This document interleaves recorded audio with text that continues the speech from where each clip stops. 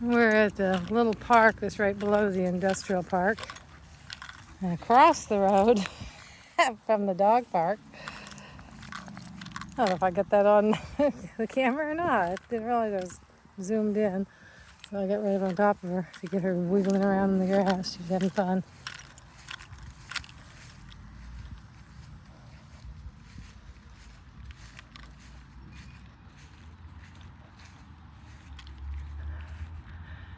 The northern Maine sky is doing the northern Maine sky thing with its little fluffy clouds for as far as the eye can see.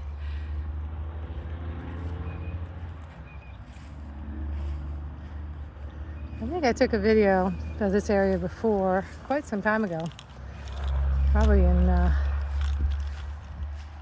late May, early June. And I was telling you that this was an area of base housing for World War II.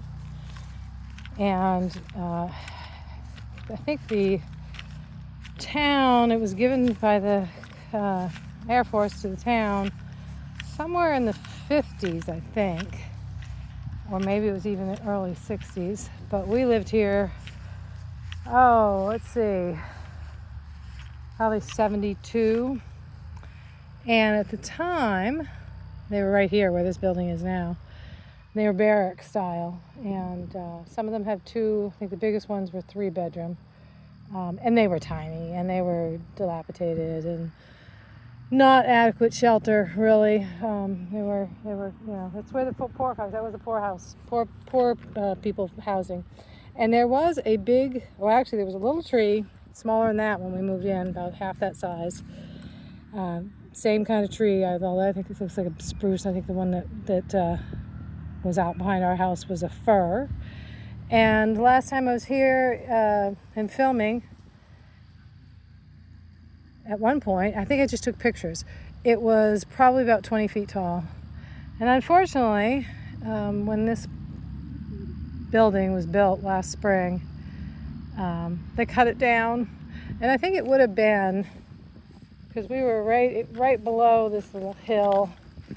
I think it was might have been all the way into where they've built, because they've cut it down. I don't see a sign of it unless they pulled the stump. Well, either way, they would have pulled the stump, but probably right about here. Come on, Taki. And I miss it. I wish they hadn't pulled it or killed it. It's like, that's how I could always tell where I used to live, because they'd torn down the housing in the mid to late 70s and built new housing across town for low income, which were much better built, and they weren't so old. I even think that the base housing that we lived in might have even dated back to World War I, but I'm not positive of that. But it was really rough building and rough living. So anyway, this is where I grew up for a few years. I think 13 to 16, so 3 years. But it made its mark on me. I was one of the Fairview Acres kids, which I always thought was funny, because there was the fairgrounds, and none of us living in Fairview Acres, all we could do was view it. None of us could afford to actually go to the fair. We used to sneak in under the fence. Got caught once. I only think I snuck in twice. Got successfully snuck in once, and the second time got caught, because they were looking for people sneaking in. We were, 12, 13. We weren't very stealthy. We went right where there was a hole, which they I kept an eye on that hole. They knew it was there underneath the. Well, actually, it wasn't even a hole. It was just a place that was dug out underneath the fence. I don't know why they didn't fill it in, but anyway. Yeah, I think I was halfway through, or maybe my friend Patty was halfway through when they caught us. Anyway, that's the story at Fairview Acres. We had a Fairview, but we didn't get to go to the fair. I'm back to my truck. This is my Fairview Acres now. My little home on wheels. Taki's little home on wheels.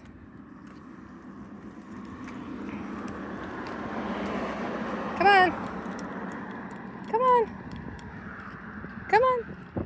Come on. Hi, girl. Come. There's a couple of the dogs here. We actually saw a stray dog. They broadcast online post the other day. The Humane Society, a local Humane Society, said when they were transporting a litter, or not a litter, but several dogs, but they were litter mates, but they weren't little dogs, they were more grown. One of them got loose, and I think I saw him today. He was running across from there and went down this ATV trail.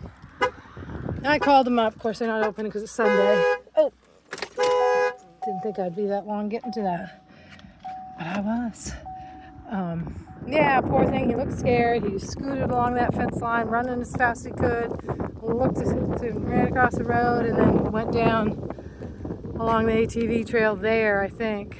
But he kind of crossed that grassy part first, and then went down the ATV trail into the woods. We just walked that area, and didn't see any sign of him. But before we even started walking, I heard some barking up in the housing. This is behind that building, which is the National Guard building.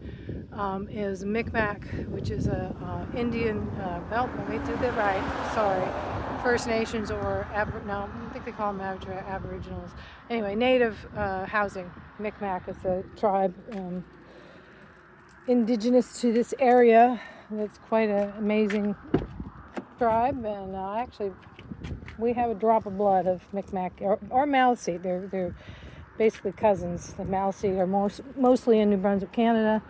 And the Micmac are mostly here, although there is a Micmac band over in Canada too.